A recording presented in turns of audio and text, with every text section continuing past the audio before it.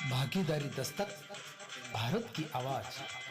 हमें ये देखने की जरूरत है कि यदि हमें इन डिमांड्स फॉर ग्रांट्स में आज भी प्रधानमंत्री गरीब कल्याण योजना के अंतर्गत 80 करोड़ लोगों को राशन देने की जरूरत पड़ रही है, तो हम कौन से विकसित भारत में रह रहे हैं?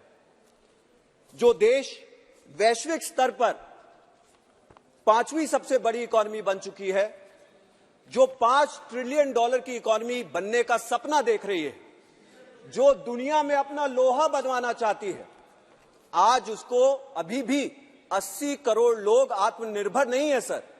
80 करोड़ लोग सरकार निर्भर हो चुके हैं। कहीं ना कहीं सरकार को यह संज्ञान में लेना होगा कि लोगों को भी आत्मनिर्भर बनाने की जरूरत है। भारत का आत्मनिर्भर बनाने का सपना तभी पूरा होगा जब हमारे देश के लोग आत्मनिर्भर रहेंगे, उनको सरकारी अन्न के ऊपर डिपेंडेंट नहीं रहना पड़ेगा। उसी के साथ साथ मैं ये भी कहना चाहता हूं कि हमारे देश में 80 करोड़ लोगों को राशन तो दिया जा रहा है, लेकिन आज भी हम जो ग्लोबल हंगर इंडेक्स की रैंकिंग होती है उसमें हमारे आंकड़े बहुत ही बुरे होते हैं। और उसके साथ साथ हमें यह देखने को मिलता है कि हमारे बच्चों के अंदर स्टंटिंग आती है, जो कि भारत सरकार कह रही है कि स्टंटिंग और कमजोरी आती है, यानी कि वो पौष्टिक आहार के अभाव में उनकी जो ग्रोथ होनी होती है वो पूरी तरह से नहीं हो पा रही है। तो क्यों नहीं ये जो पैसा जा रहा है, जो खाने की गारंटी दी जा रही है, उसको क्यों नहीं पौष्टिक आहार की गारंटी दी जाती, जिसमें अंडा, प्रोटीन, ऐसे इत्यादि चीजें दी जाए जिससे बच्चों के अंदर ये स्टंटिंग की प्रॉब्लम्स ना आए, जो कि साइंटिफिक रूप से प्रूवन है कि ये खाना देने पर बच्चों को जो है स्टंटिंग नहीं होगी और उनका विकास, बौद्धिक विकास और शारीरिक विकास दोनों अच्छी तरह से होने का कार्य होगा। फरवरी के बजट में उनके लिए भी सोया दिया जा सकता है। मैडम बिल्कुल, मैं आपकी बातों से सहमत हूं, सोया दिया जाए। आपके क्षेत्र से सोया आता है, लेकिन प्रावधान किया जाए उसका। मेरा मुद्दा यही है, प्रावधान किया जाए। मैं आपकी शाकाहारी दिया जाए, सोया बीन्स दिए जाए, सोया से जो प्रोटीन न्यूट्रिएंट नगेट्स आते हैं उनकी व्यवस्था की जाए। लेकिन उसी के साथ साथ फरवरी के बजट में आदरणीय वित्त मंत्री ने एक बहुत ही बड़ी उद्घोषणा की थी, यहां पे एक विजन दिखाया था। उन्होंने एक भारत की, समृद्ध भारत की कल्पना की थी जो समावेशी हो। समावेशी का मतलब कि सभी समाज के लोग उसके अंदर हों। बहन कुमारी मायावती जी, बहुजन समाज पार्टी बहुजन समाज की बात करती है। बहन कुमारी मायावती जी ने दलितों का पक्ष पूरी मजबूती से रखने का कार्य किया है और आज उनकी आवाज बन करके हम यहां पे आपके पास आए हैं और आपको यह बताना है कि कथनी और कंडी में जमीन आसमान का फर्क है सर। आज दलित पूरी की पूरी तरह से पीछे छूटा हुआ है और उसका भी सच मैं आपको आपके सामने उजागर करना चाहता हूं और इसको अदम गोंडवी जी के एक शेर से उजागर करूंगा। सुन लिया जाए, अगर आप इजाजत दें तो मैं शेर पेश करूं। इसमें एक शब्द मैंने बदला है। मैं अदम गोंडवी जी से भी इस सदन के माध्यम से माफी मांगूंगा। उन्होंने कहा है, और सुनिए आगे क्या हो रहा है दलित की गली में। सवाल यह है कि गरीब, महिलाएं, दलित, आदिवासी, अल्पसंख्यक, क्या उनको समृद्धि नहीं मिलनी चाहिए? क्या उनको मुख्य धारा से जोड़ना नहीं चाहिए? और उसका उत्तर यह है कि हम उसमें पूरी तरह से फेल हो रहे हैं। और मैं आंकड़े दे रहा हूं आपको, और सुनिए इसको। नेशनल क्राइम रिपोर्ट ब्यूरो की तरफ से यह बताया गया है कि दलितों के खिलाफ अपराध डबल हुए। जहां 2011 में 33,719 दलित उत्पीड़न के मामले थे, वहीं 2020 में यह मामला बढ़कर 50,291 हो गया। यह है जिंदगी की ताप हुजूर। इतने ज्यादा मामले बढ़ते चले जा रहे हैं। वहीं पे देखिए, एनसीआरबी की यह भी रिपोर्ट है कि 2019 के डेटा के विकास की यात्रा के बारे में बात की गई, लेकिन विकास की यात्रा का लक्ष्य अत्यंत ही दूर है सर। और यह मैं किसी नकारात्मक सोच के तहत नहीं बोल रहा हूं, यह सरकार का ध्यान आकर्षण कर रहा हूं कि हम यात्राएं जरूर निकाल रहे हैं, लेकिन लक्ष्य को भी सामने साफ करके देखें और लक्ष्य की प्राप्ति कहां तक हो रही है उसका भी ब्यौरा यहां पे देने का कार्य करें।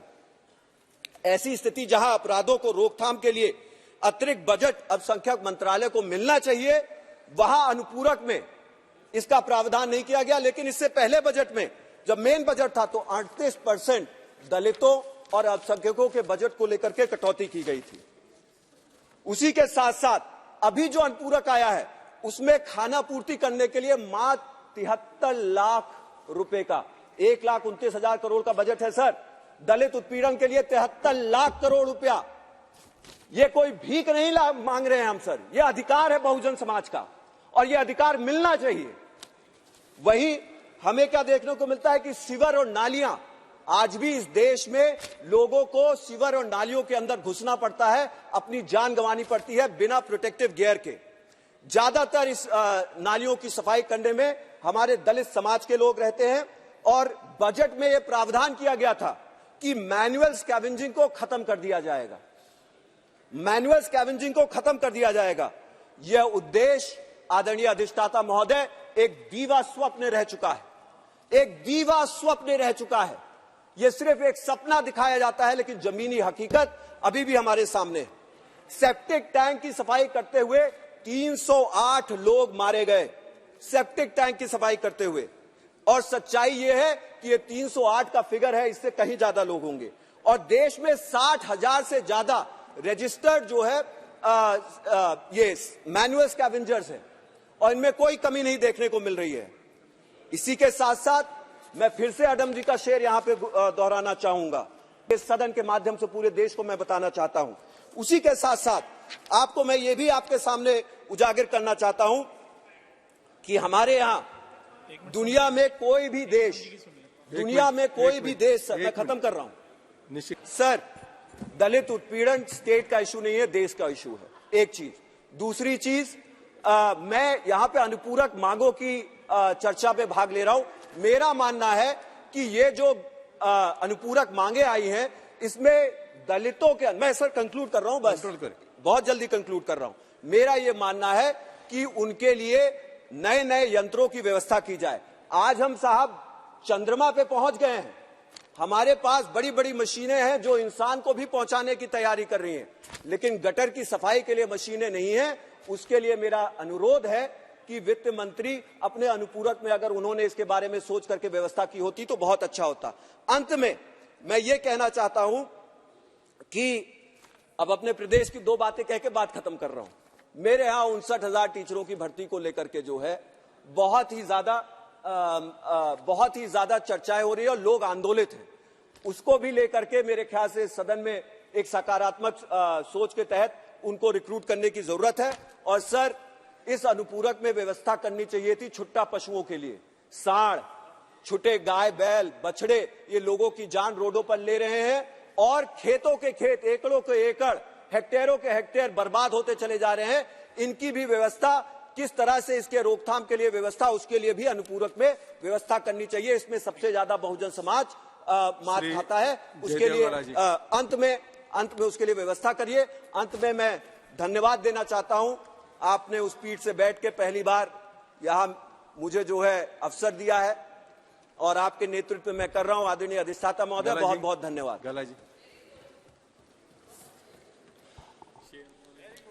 मिस्टर चेयरमैन सर, चैनल को बचाना चाहते हो तो सब्सक्राइब, लाइक, शेयर करें।